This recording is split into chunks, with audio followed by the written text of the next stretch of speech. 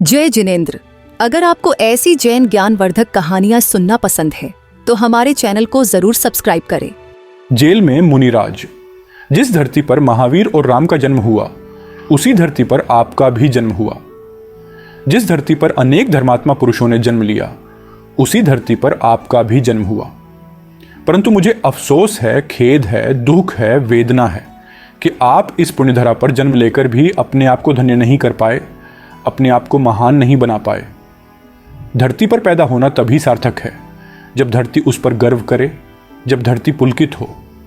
धरती का गौरव आदमी है, धरती का श्रृंगार आदमी है और धरती का आभूषण भी आदमी ही है। परंतु जब हम अपने आचरण पर विचार करते हैं तो पाते हैं कि धरती का प्रदूषण भी आदमी है। जब आदमी धरती का आभूषण हो सकता है तो वह धरती का प्रदूषण भी बन सकता है। अब आप स्वयं सोचिए, आप क्या हैं? कहीं ऐसा तो नहीं कि हम धरती पर अंगार बनकर जिंदगी व्यतीत कर रहे हैं। स्वयं का निर्णय स्वयं को ही करना है। स्वयं की सुंदरता का अनुभव स्वयं को होता है और स्वयं का प्रदूषण भी स्वयं को ही दुर्गंध देता है। कहीं आपकी जिंदगी धोखे में तो नहीं निकल रही। हम में अंगार या श्रृंगार जो भी है वह स्वयं की दृष्टि में ही झलकता होगा। जब हम अच्छे कार्य करते हैं तो हमारा अंतःकरण प्रसन्न रहता है और हमारे चेहरे पर प्रसन्नता की रेखाएं उभर आती है। मन पवित्र रहता है और भगवान खुदा से भी संतुष्ट रहता है। जिंदगी का परम आनंद तभी आता है जब अंतःकरण प्रसन्न हो। जब आप कोई बुरा काम करते हैं तो आपका अंतःकरण खेद प्रकट करता है। खेद से मन अशांत हो जाता है और खुदा से क्या, खुद से भी संतुष्ट नहीं रहता। फिर जिंदगी में आनंद नहीं आता। जैसे घने मेघ होने पर सूर्य के दर्शन असंभव होते हैं, वैसे ही बुरा काम करने के बाद चेहरे पर प्रसन्नता की रेखाएं धूमिल हो जाती हैं, दब जाती है। बुरे काम करने वालों के लिए जिंदगी संवारने और सुधरने के लिए मिली है, बिगड़ने के लिए नहीं। राम की धरती पर रहकर रावण जैसे बनने के लिए नहीं, बल्कि राम जैसे बनने का पूरा प्रयास करना चाहिए। महावीर की वसुंधरा पर पैदा होकर उनके पद चिन्हों पर चलने का प्रयास करो। महावीर और राम के जीवन चरित्र को याद करो। उनके चरणों को नहीं, उनके आचरण को ख्याल में रखो। उनकी धरती पर पैदा होकर दुराचरण का कचरा मत फैलाओ। महावीर और राम को 100 बार याद करने की अपेक्षा अपने आप को 10 बार याद करना ज्यादा श्रेष्ठ है। 100 बार महावीर और राम के नाम को जपने की अपेक्षा 10 बार अपने अपराध को याद करना श्रेष्ठ है। क्योंकि जब तक आप अपने अपराध को ख्याल में नहीं लाएंगे, तब तक वह अपराध आपके दिल और दिमाग में आग का काम करेगा, मन कांटे का काम करेगा, जिससे आपका मन पीड़ित, चिंतित और दुखी रहेगा। फिर आप कभी अपराध करने की नहीं सोचेंगे, पाप करने की नहीं सोचेंगे। आपका अपराध आपको ही अपराध का बोध करा देगा और आपका अपराध का स्मरण आपको अपराध से मुक्त कर देगा।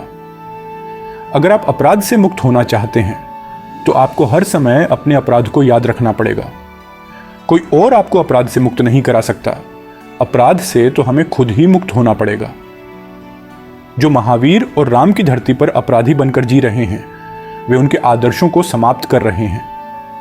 हमें उनकी धरती पर पुजारी बनकर जीना चाहिए, परंतु हम अपराधी बनकर जी रहे हैं। अपराधी जलता हुआ अंगारा है जो स्वयं को और अन्य प्राणियों को जलाकर राख कर रहा है। आपकी जिंदगी क्या काम की है अगर आपका धरती पर पैदा होना और ना होना समान है? अंधे के लिए सूर्य का उदय होना और ना होना बराबर है, क्योंकि उसे आंखों से कुछ दिखता ही नहीं। सदैव आंखों के सामने अंधकार ही व्याप्त रहता है। उसी प्रकार अपराधी की आंखों में नित्य अपराध झूलता रहता है। वह एक पाप से बचने का विचार करता है और दूसरे पाप करने का विचार करता है। एक अपराध से मुक्त होने की तैयारी करता है और दूसरे अपराध की तैयारी करता है। जो अपराध करता है वही अपराध से छूटने का प्रयास भी करता है। जितना व्यक्ति अपराध करते समय नहीं सोचता, उतना व्यक्ति अपराध करने के बाद सोचता है। अपराध करते समय तो व्यक्ति कर लेता है, परंतु अपराध करने के बाद मन संतुष्ट नहीं रहता। मन में यह विचार आता ही है कि हमने यह अच्छा नहीं किया, यह कार्य हमारे लिए शोभनीय नहीं है, आर्य पुरुष का यह काम नहीं है। मन दुखी होता है और सोच लेता है कि अब हम कभी अपनी जिंदगी में ऐसा काम नहीं करेंगे। परंतु यह विचार क्षणिक होता है, स्थिर नहीं रहता। जो व्यक्ति चंचल होता है उसका मन भी चंचल होता है और उसके विचार भी चंचल होते हैं। उसके विचार स्थिर नहीं होते। अपराधी व्यक्ति कुछ सोचता है और कुछ करता है, कौए की आंख के समान उसका विचार डामाडोल रहता है। जैसे कौए की आंख एक होती है और स्थान दो होते हैं। जिंदगी अपराध बनकर जी तो क्या हासिल हुआ? जिंदगी तो वह है जो शान से गुजारी जाए। राम और महावीर सोचते होंगे कि हमारी सुकोमल धरती पर पुजारी पैदा होंगे, भक्त लोग पैदा होंगे, धर्मात्मा पैदा होंगे, पुण्यात्मा पैदा होंगे। परंतु सोचा गया विपरीत हो गया। संसार में परम सत्य यह है कि जो हम सोचते हैं वह होता नहीं, और जो होता है वह हम सोचते नहीं। राम और महावीर की धरती पर भक्त कम भक्त ज्यादा हैं, पुजारी कम भिखारी ज्यादा हैं, धर्मात्मा कम कुटिल ज्यादा हैं, पुण्यात्मा कम पापी ज्यादा हैं। और यह संख्या दिन दूनी रात चौगुनी बढ़ती जा रही है। जिंदगी की सीमा है, परंतु अल्प जिंदगी में किए गए अपराध की कोई सीमा नहीं।